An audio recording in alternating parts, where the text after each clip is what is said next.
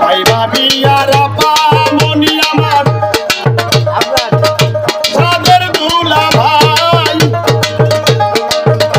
সবার কাছে সাইনাই আপারে সালাম দিয়া যাই